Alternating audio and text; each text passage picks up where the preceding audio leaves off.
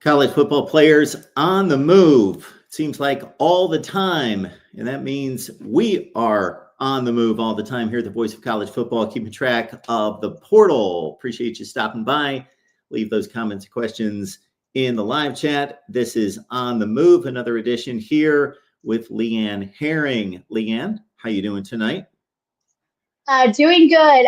We decided to have a late start. We're getting preparations going with all the improvements for the College Football Network, obviously, and getting ready for the Navy All-American Bowl. But we had to come on and start this late Monday evening with you to share about some of the guys who have found their homes, some high-profile players off the board, some rumblings as always, and then who to watch in this week's Navy All-American Bowl. We'll be breaking it down. Of course, I'll be heading to San Antonio tomorrow to be starting the coverage, obviously for the Voice of College Football and for all our Ole Miss fans as well. We'll be doing some coverage on our guys that are All-Americans as well. But like I said, lots of rumblings, some big moves, so let's get to it.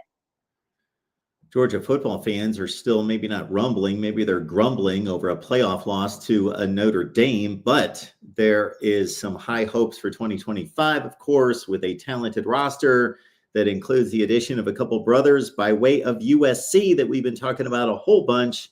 And just about everybody that cares anything about the transfer portal has been watching this one, Leanne. Yep, these are a set of brothers, blue chip brothers, two elite guys coming out of USC, Zachariah and Deion Branch. There was definitely a lot of suitors, but after a visit to Georgia, we thought Arizona State might make a late push, obviously with the ties there, but it looks like Kirby Smart, despite an early, loss in the playoff run, is still rolling when it comes to recruiting the top talent. And this weekend was no different. This past Sunday, we saw 50 guys already commit to the portal, and Deion Branch and Zachariah Branch are officially off the board, and they will be joining Kirby Smart over in Athens. Definitely a big bolster to their offense, despite some fluctuation on the offensive side of the ball. Kirby Smart is doing a heck of a job building that roster, continuing to look for top guys. And like I said, we've talked a lot about elite blue chip wide receiver and Zachariah Branch, but let's not forget his brother Zion on the other side of the ball. Definitely going to bring a strong skill set to the defensive side of the ball. So another huge win for Kirby Smart and the Georgia Bulldogs, adding the not one but two elite athletes to their roster. Florida State, of course, 12-0 football team in 2023, made a remarkable run in part to having two of the best wide receivers in college football, Keandre Coleman, in addition to Johnny Wilson. And they really suffered at wide receiver last year with some young players who were not ready to step in, could really use a veteran presence there. And they get one with Squirrel White, who's been a 3-year starter, Leanne, with the Tennessee Volunteers. Yep, there was rumblings that possibly White would stay. Of course, we know that the Tennessee Vols, were able to keep one of their top receivers in Matthews. But again, Squirrel Wright's been on the move. He's been a staple and a productive player out in Rocky Top. But he is going to head to Florida State and become a Nole in hopes that he can help bolster some of that offense for the Noles this season. Absolutely. And we see, once again, Squirrel White's played a lot of football at Rocky Top, 38 games started, and a big 2023 season with 67 catches and a couple touchdowns, 34 receptions this past season with Nico Iamaleava at quarterback. All right. Continuing down the ledger, we've got a legacy at Florida State who originally signed at Georgia, moved to Florida State fans. Seminole fans were ecstatic because Marvin Jones is one of the great players in the history of Florida State football. His son, Marvin Jones Jr., going to Florida State, playing on the edge, but now leaving Tallahassee to go back to the SEC. Yes, he's going back to the SEC. I almost said Big 12, but I forget that the Oklahoma Sooners are doing well and thriving in the SEC. This makes the 13th commitment out of the transfer portal for Brett Venables, but surprisingly, this makes the first defensive transfer commit for the Sooners in legacy Marvin Jones Jr. Obviously, he talked about his ties at Georgia. Obviously, going back to see what he can do at his father's and his uncle's alma mater at FSU. He's seen action in 36 career games. Like we said, he's a son of former NFL veteran and Hall of Famer Marvin Jones. I think what he's definitely going to bring to the side of the ball, there's no question that Brett Venables, what a gifted and talented defensive mind he is. The foundation for the Oklahoma Sooners, we definitely saw it late in the season, has a strong foundation already, but they're looking to bring in Jones. Hopefully his experience and continue to help strengthen an already solid defensive front that is set to bring back 4 of its 5 starters, so not a huge turnover for the Sooners down in Norman defensively. Like I said, he's been a consistent and productive player every stop that he's been in. I think he has a very distinct skill set, obviously, that he can bring to the Sooners, and he will also complement one of the existing, Sooners, hopefully in Thomas, if he does decide to return to the, the Sooners, or if he makes his way to the NFL. But again, I think he's going to be an asset into a defense that definitely improved in the 2024 season, and it's pass rush. So this is a great get, I think, for Brett Venables, looking to continue that strong depth foundation on that defensive front. All right, we're going to have some Cal quarterbacking news here today in a few different directions. And of course, their starting quarterback, Francisco Mendoza, hit the transfer portal. Oregon prospect, Jaron Kiwi Sagapulatelli, well, he is headed back to, it's ACC territory now, but going back to the West Coast at Cal. He is going back to his original commitment home. Cal was initially the first one to get the touted wide receiver coming out of Hawaii. Of course, we know that Sabatelli, didn't spend much time in Oregon. For a 4-star quarterback coming out of high school, just signed to this past December transfer, but was initially a, class enrollee for 2025. And didn't spend a lot of time in Eugene. And it looks like he's going to be making his way back to the team he was initially committed to before Oregon was able to flip him. And of course, like you said, Cal is having a lot of transition. Obviously, Mendoza signing over at IU, and then he's definitely going to be the guy that they probably will be surrounding their offense around, considering that they have another Cal QB who we're going to talk about here in just a second that is also on the move. And you were way ahead of me, Leanne, on this. I'm thinking Fernando Mendoza, he just hit the portal and he signed somewhere, but I can't remember where. Yes, IU. Thank you so much, because there's only a couple thousand of these guys to keep track of, but I forgot Mendoza signed with IU, but I knew he signed somewhere.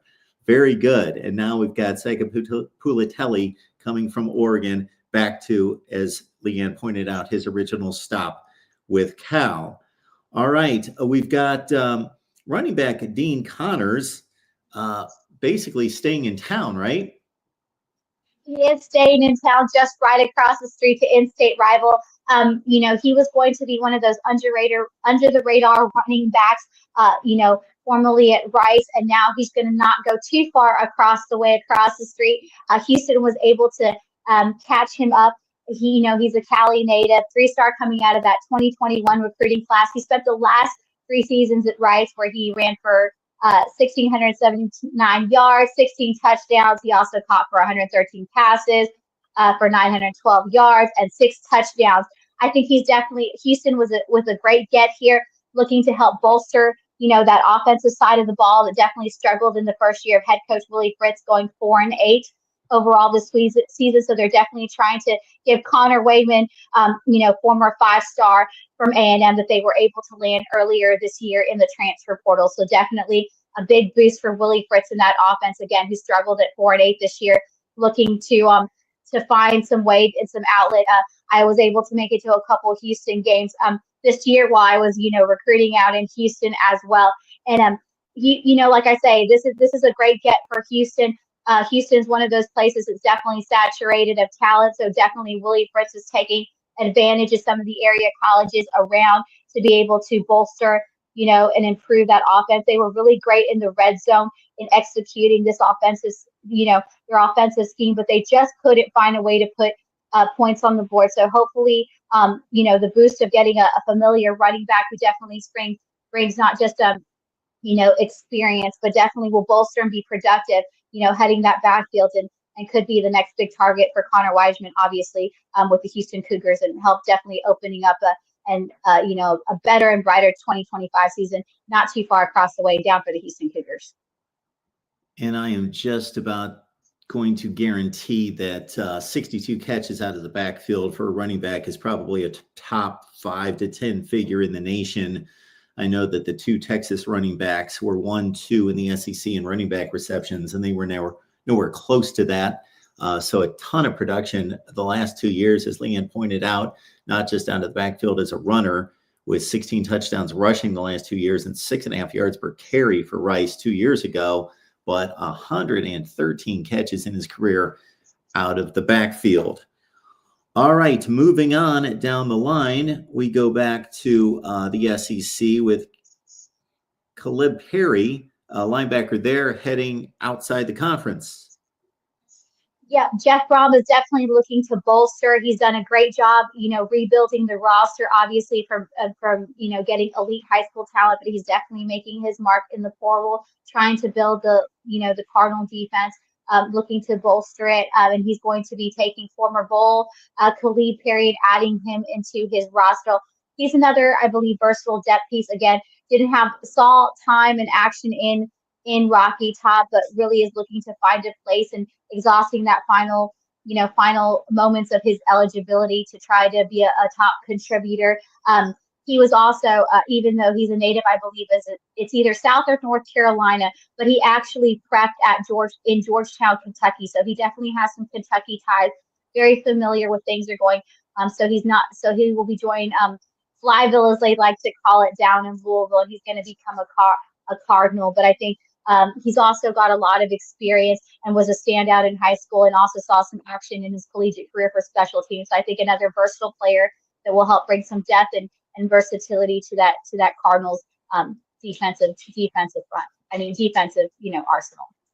Folks, please like and subscribe, as it says there on the screen. It's an easy thing to do. It helps us build the channel here at the Voice of College Football. Again, the YouTube analytics love it when you hit the like button, and also, of course, subscribe. That way you hit that bell for the notifications to know when we go live. There's a note here about former Oklahoma State top defender Kendall Daniels. He's heading to a rival, so Cowboy fans are not going to be happy about this one. Yep, he is not heading too far. I feel like this show is all about the crosstown rivals, the in-state rivals, of course. He is not going to be going too far. He's looking just to head over the way to Norman. This is a kid who was a former freshman All-American, Big 12 Defensive Player of the Year. He makes the number 4 transfer portal.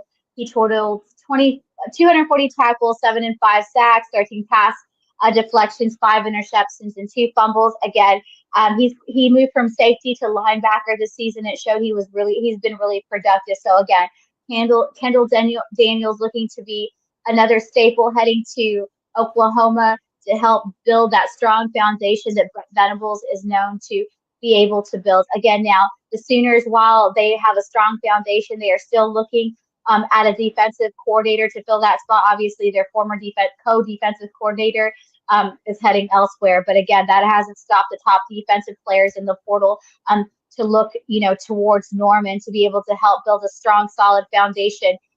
They haven't really, like we said earlier, that Brent Venables hasn't really been concerned in this portal season to go get out defensive players. He has very strong belief in what he has, with the veteran talent coming back. But again, when you see players like Kendall Daniels on the board, they make great depth pieces and also bring a lot of experience and talent. And that's what I believe Brent Venables is trying to do here, and being selective, but also, taking on some of these top defensive portal and adding him to his arsenal to build that signature strong defensive arsenal for the Sooners.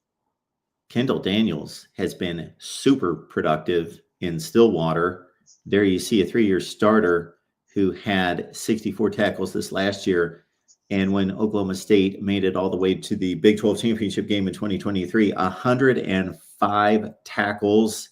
100 tackles, folks, usually is going to place you somewhere top 15 in the country. There's only, a handful of guys per conference that reach 100 tackles, 71 the year before. So he's been highly productive, even though his team just hit, the basement this past year. 0-9 in the conference, 11 tackles for loss, 5.5 sacks.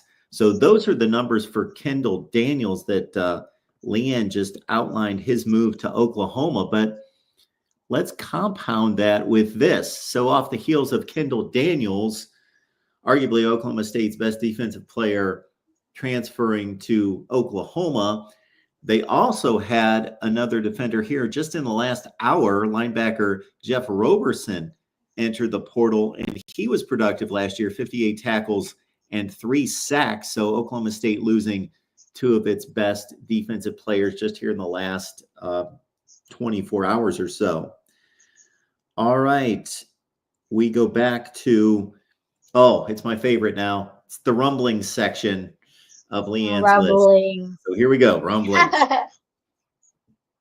Cal quarterback, Chandler Rogers. So much talk about Cal quarterbacks coming and going. And here's the latest with a guy that, and we can thank COVID for this. We can thank NCAA changing rules with player eligibility due to injury, which is a good thing. And of course, the redshirt rules being extended to 4 games played, that a guy like Chandler Rogers, who's already played 7 years of college football, gets to pick another school possibly. Yeah, as somebody who's not a stranger to the portal, it's Chandler Rogers. Like you mentioned, he's already played. He's in his 7th year collegiately, and he's already played at 6 different schools. Obviously, with the in and out changes over going at Cal, obviously them bringing in, elite Oregon transfer quarterback, and obviously Mendoza signing at IU. Rogers is finally looking to exhaust his final year of eligibility and looking for a place to really find his fit in his home again. And another kid who's kind of got buried in the works at every stop he's gone. There's been bits and pieces. I haven't had an opportunity to watch his film, but again, we've seen it all transfer portal along, that the quarterbacks definitely have been a hot commodity across the board. And I suspect that Chandler Rogers will be looking for a place, where he can finally find his footing in his place, but more than likely find a place where he can finally start and show people what he can do.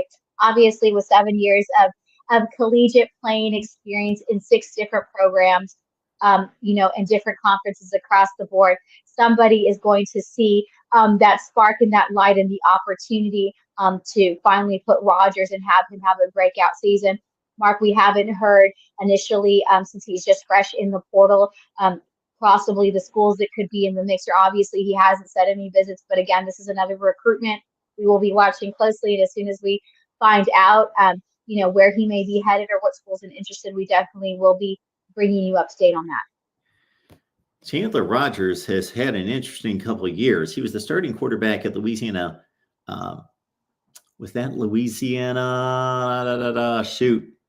Just want to get this straight. Yeah, Louisiana Monroe in 2022. He transferred to North Texas, lit it up, had a great season, 29 touchdowns, 5 interceptions.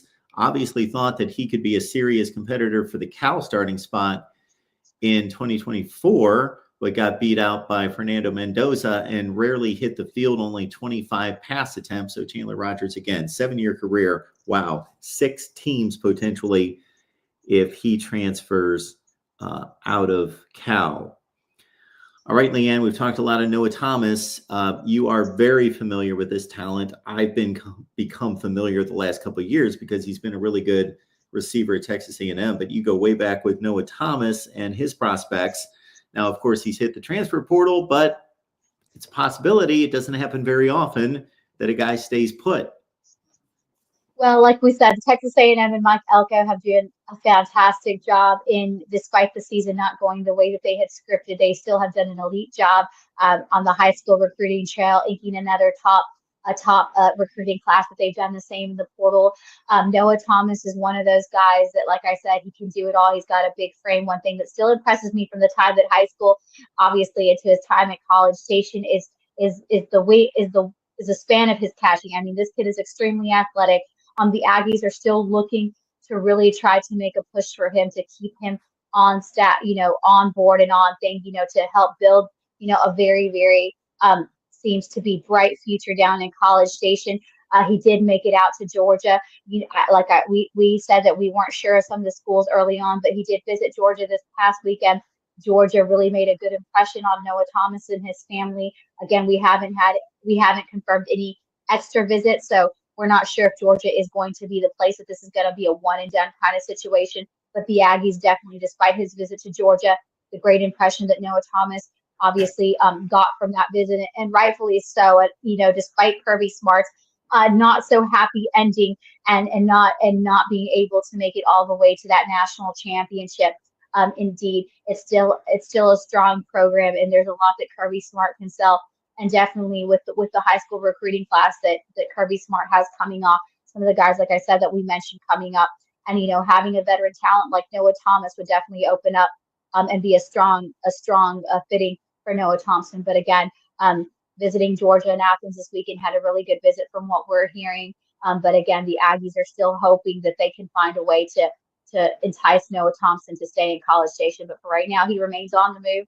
It looks like Athens and Georgia seems to be the player. But again, I know that if you're any college program, you're blowing up Noah Thomas's phone right now, because he's a kid who's going to be an asset. He's going to be a productive maker, despite facing and plaguing injuries like most of the guys we talked about.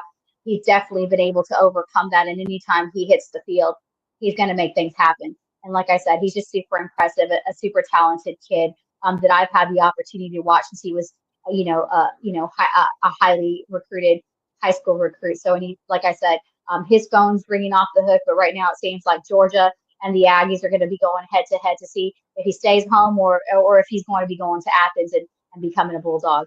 But we'll definitely keep you updated on that recruitment. That's going to be another a hot recruitment that we're going to see that could very well be done in the next 24 hours, or he could extend it out. Pitt defensive back Rylan Gandy, as just reported on 247 Sports here in the last couple hours, has signed with Indiana. Of course, Curt Cignetti built a college football playoff team by bringing in over 30 transfers last year as one of the top three figures, along with Colorado and Louisville in the nation. And Gandy had a productive year for Pat Narduzzi's defense with 40 tackles, so he's headed to Indiana. Leanne, you have talked a lot about DJ Lagway and his ascent, and obviously what happened with him in regards to just the whirlwind of recruiting pursuits across the nation for his services. He lands at Florida. Obviously, once he gets the opportunity, he shows just as a freshman what he can do, and the ceiling is so high for him. Jaden Rashada was kind of that guy a couple of years ago that was expected to be that breakout star. And then he had the soap opera situation in Florida with the NIL and what happened there, and contracts and promises broken and everything else. And then he heads out to Arizona State, lands at Georgia, obviously wasn't going to play this year behind Carson Beck and Gunnar Stockton. But can Jaden Rashada find happiness, Leanne? That's the question. Yeah, that's the tough question, Mark. This is a kid too. He was the guy before DJ Lagway kind of had his place in Florida. That prior recruiting cycle, I think he was Rashada really hit the headlines, obviously, because when NIL was fresh off, testing the waters, Rashada pretty much became the poster child of those things that we are going to run into with NIL. Obviously, Florida seemed like the place. It seemed like this is where he was going to be committed. Obviously, NIL. It was the ugly side of NIL. We saw, lawsuits and whatnot, between Rashada and the University of Florida. Like you said, ultimately ending at Arizona. Did some time there, and then basically got kind of put in the trenches. And this is a kid, again, another highly taught out recruit that seemed to have a bright future ahead of him. Extremely productive, and coming out of high school. But he really just hasn't found his place. And right now, somebody's definitely going to take a chance on him. Why not? Like I said, but again, he's definitely going to go as a typical commodity. But again, it's going to be interesting where he lands. And I only say this just because of his history. Unfortunately, in these situations where you see, obviously, the dark side of NIL, and he was one of the first situations where we kind of saw where, player relations and NIL and university kind of went sour. And I think too, sometimes at certain universities he might not be the first pick, because I still think that leaves a sour note. In some programs, do we take a chance on it? It's much like, are you willing to forgive and forget? So it'll be really interesting to see where Rashada ends up. Obviously, there's a lot of talent, I believe, that can be unleashed there. I just think, will he maybe go out of his comfort zone? Will he find himself, maybe in a place like Chapel Hill, or, going to another ACCC team? So I think that will be a really interesting recruitment. I was not surprised to see him in the portal. Obviously, like you said, in all the stops he's kind of made, there's always been, a lack of opportunity, and he's definitely going to a place where he can find some opportunity. So the question is he going to find it, and is he going to be willing to go out of his comfort zone? And our program is going to be willing to look past, the whole dark side of his story, unfortunately, and see if they can really bring out his talent. So again, this is an interesting recruitment that we'll definitely watch, in the next coming days. We haven't heard, where he possibly will be taking visits. Again, he just hit the portal within the last 24 hours, so it's definitely very fresh and very new. But like I said, again, as soon as we know where Rashada might be heading, or who's going to entertain his recruitment, we will let you know. But again, this is a really unique, interesting case, and I'm curious to see what programs and where he's willing to go. But I really think that in order for him to finally get a fair slate and a fresh start, it might be going out of a comfort zone, and might going to the unlikely place outside of the typical conference. Sam Heward is the son of former NFL quarterback Brock Heward, who is a current analyst at Fox College Football, and Sam Heward moving from Utah to USC. All right, we got the latest with Elijah Pritchett, and maybe some early rumblings on where he could be headed. Yeah, what we talked about him, I don't know if it was yesterday or the show before. Like I said, it's been such an overload of information, but definitely Elijah Pritchett, one of the most productive guys after a couple seasons, obviously with Bama. Definitely was one of their guys in the trenches as everything is moving on. One of the early places that we're looking at, that we believe that he's going to be at, is Nebraska. Obviously, Nebraska overturn of overhaul, definitely looking at somebody. Like I always say, I'm going to go back to it. You can have an excellent quarterback, but the only way your quarterback can be productive, and we know that Dylan Raiola at Nebraska has the opportunity and has a lot of upside, but the only way he can get what he can do is if he has a strong front line, and Eli Pritchett might be that answer at the offensive tackle. So we're hearing Nebraska is the early favorite to land Pritchett. Still, we haven't heard of a visit there just yet, but again, we expect that Nebraska will be coming as a top guy out over Elijah Pritchett, definitely looking to bring some depth and experience to that offensive line in order to protect, former star player at a high school, Dylan Raiola. Leanne, of course, a couple days ago when Utah State running back Rasul Faison hit the market, we were both talking about his production and that he would be a commodity that tons of teams would seek. 1,100 yards rushing this past season with 8 touchdowns. And you've got some thoughts maybe on what options he may have at this point. Yeah, the running back position is another position that I believe is very underrated, but a necessity to any team. We've seen how much running backs have been the difference makers in the run game this season throughout the conference. We see some of the most high-profile running backs this season not necessarily come from the most high-profile programs, and Faison is definitely one of those.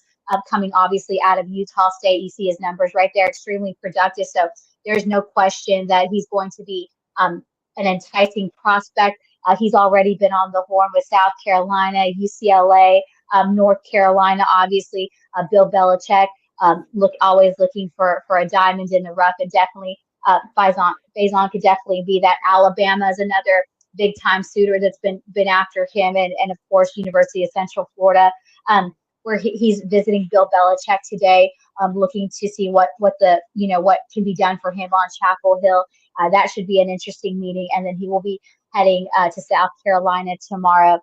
He's already made stops in Tuscaloosa at UCF, and he did make a visit to Utah But we're hearing now that Utah is no longer in the picture despite his visit there. So it looks like it's going to come down to Alabama, UNC, and South Carolina, and UCLA is still in the mix.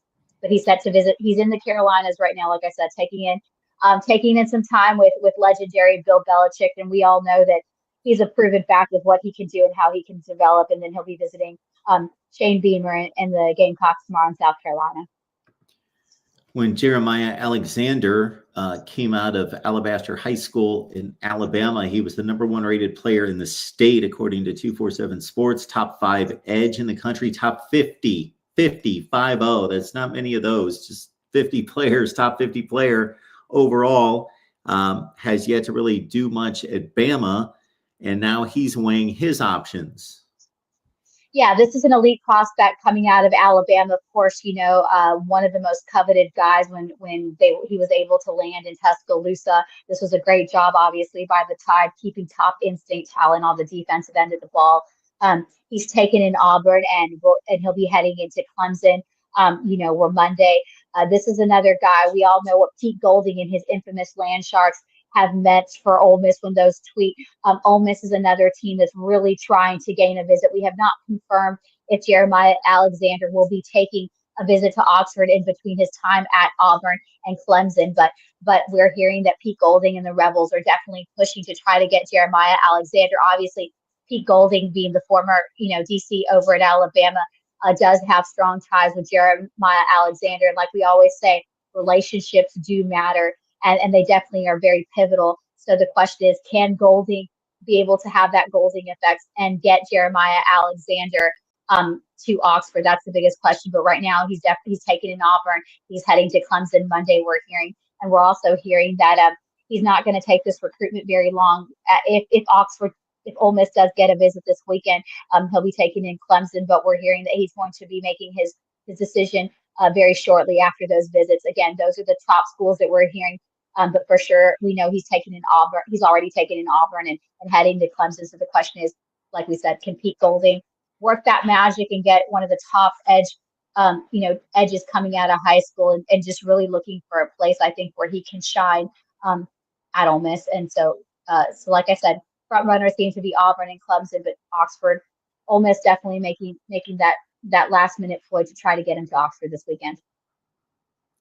South Carolina looking to fortify its offensive line for 2025, picks up Troy starting offensive lineman Boaz Stanley. That's just coming down in the last 3 hours, according to 247 Sports.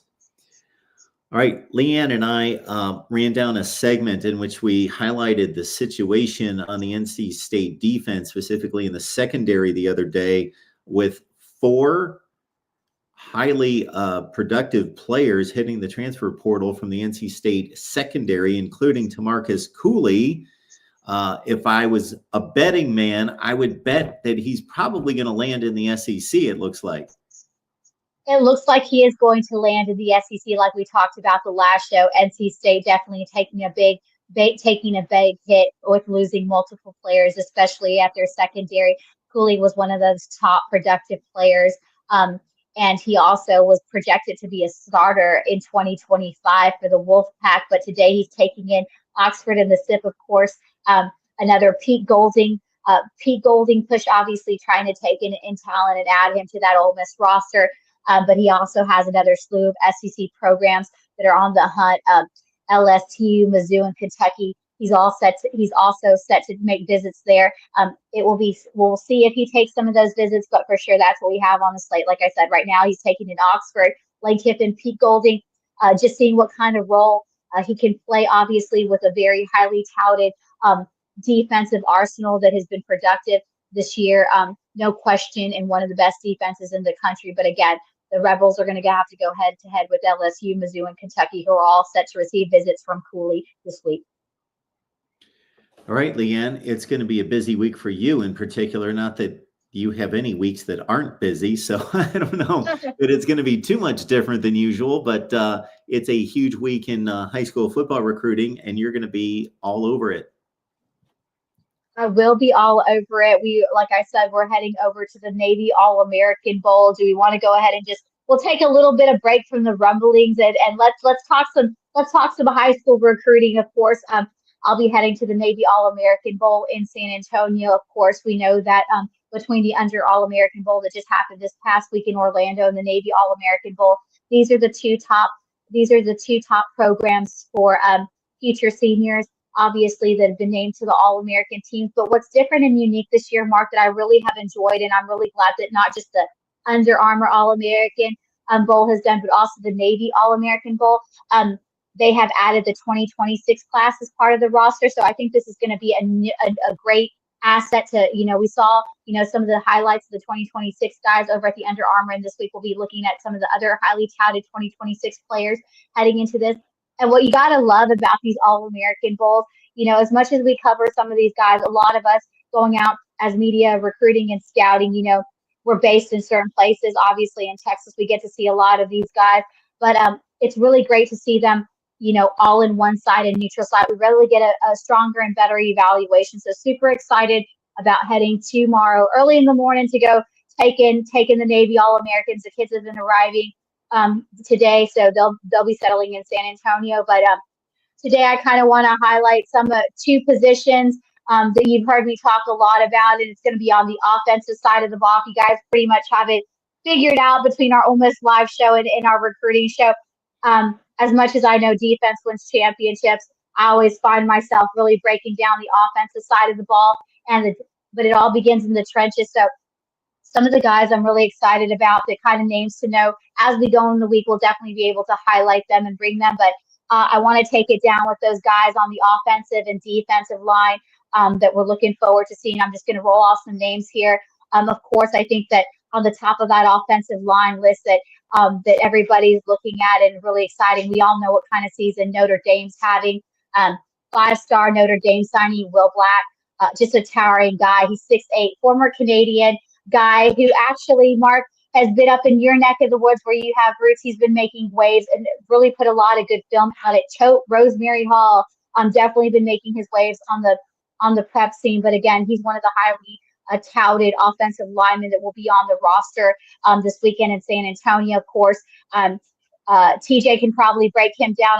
I've watched some film on him, but of course, I think another exciting addition to watch is Michigan signee, offensive lineman Andrew Babaloa. This kid, from what little I've seen as far as his film, he's got a ton of upside, and I think he's going to be a strong developing asset to that Michigan offensive front.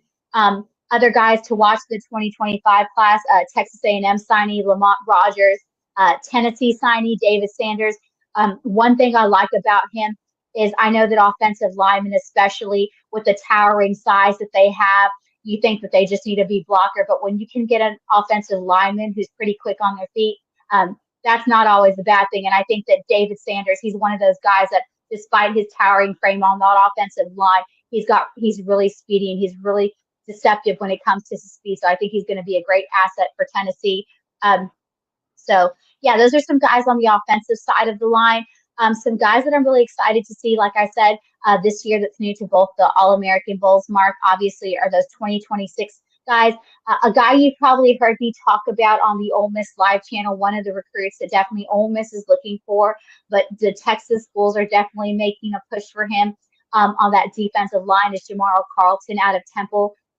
He's a 2026 guy I'm really excited to see on person.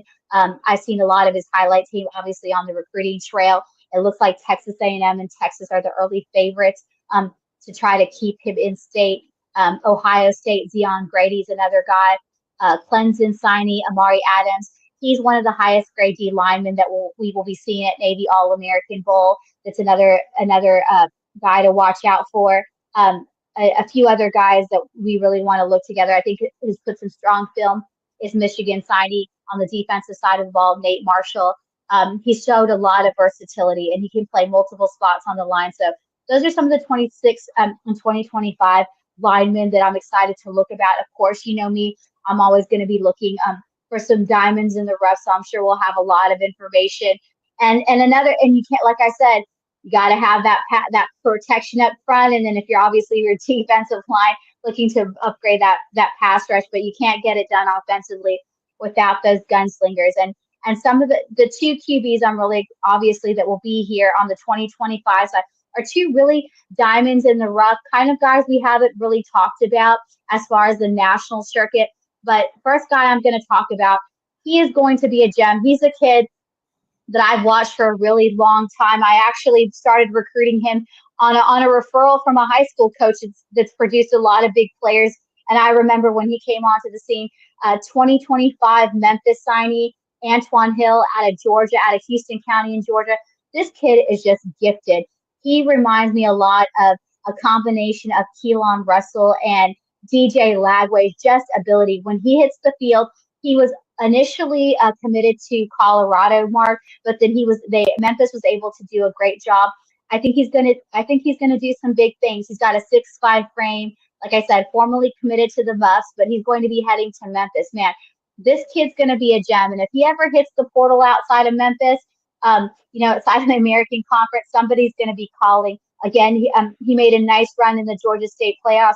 Obviously, it ended with the state championship. But again, Antoine Hill, extremely gifted, got that strong football DNA, and I'm really excited to watch him. He's going to be joined by another 2025 SMU signee, Ty Hawkins. He's originally a local kid, San Antonio Johnson, and then, like many kids do, looking to improve and develop, heading from IMG. He's another gifted signal caller to really climb up the ranks, and excited to see. So those are the 2025s. Now, like I said, looking to the future, what I really love that the both All-Americans have both is given the opportunity, because usually with the 2026 classes or the rising seniors coming in for the next class, you really only get to see them Friday. And when you're filled, like I said, with that much talent at every position, it's really hard to be able to get some of your top guys.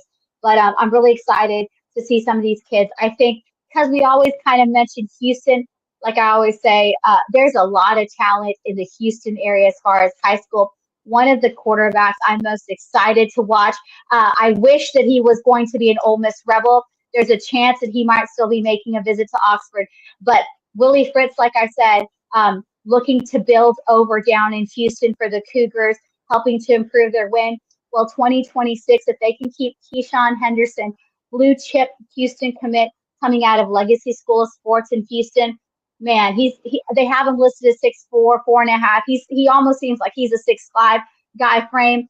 He's played multiple positions, but it looks like he's going to be, recruited at QB. He's a kid that I'm really excited to watch. I think he's going to have a lot of bright future. I hope to get to see him on the road this season. Like I said, he's very much committed to Houston. And looking to remain committed. He really likes what Willie Fritz is doing there, has the opportunity, obviously, to come in and do big things, and being a local kid, like they always want to say, you want to throw down for your home state, your home team, and Henderson definitely.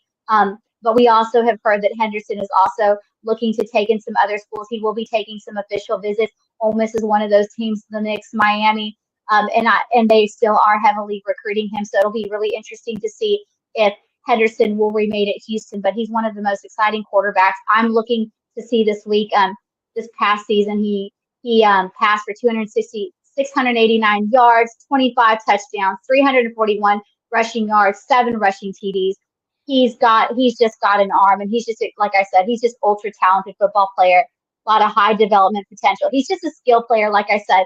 He's played on both sides of the ball. I think he's got the possibility, because of his skill set, to be one of those naturally gifted athletes that really, really has a ton of upside at the QB position. I think he's going to have a bright future at Houston. And this is a great win for the Cougars. Again, I'm excited to see him this week as one of the 2026 classes. Folks, if you are interested in player acquisition in high school football and college football, this is the place to be with Leanne and I. If you've noticed, we have been here consistently over the last couple of weeks, bringing you transfer portal updates, and also high school football recruiting is going to take center stage here very soon as well. Leanne in San Antonio all week, reporting from there. And so keep it locked in here at the Voice of College Football. Leanne, have a safe trip. Enjoy your time. We know that you will bring back all sorts of great interviews and contacts and resources from San Antonio. And everybody keep it locked in here at the Voice of College Football. Thanks, Buck. And like I said, we will see you tomorrow live from the Navy All-American Bowl. Leave those comments and questions. If there are any guys you want to look at tomorrow, let us know. And like I said, we appreciate you being here and starting off your week with our recruiting and portal show. And we are on the move. We will see you tomorrow.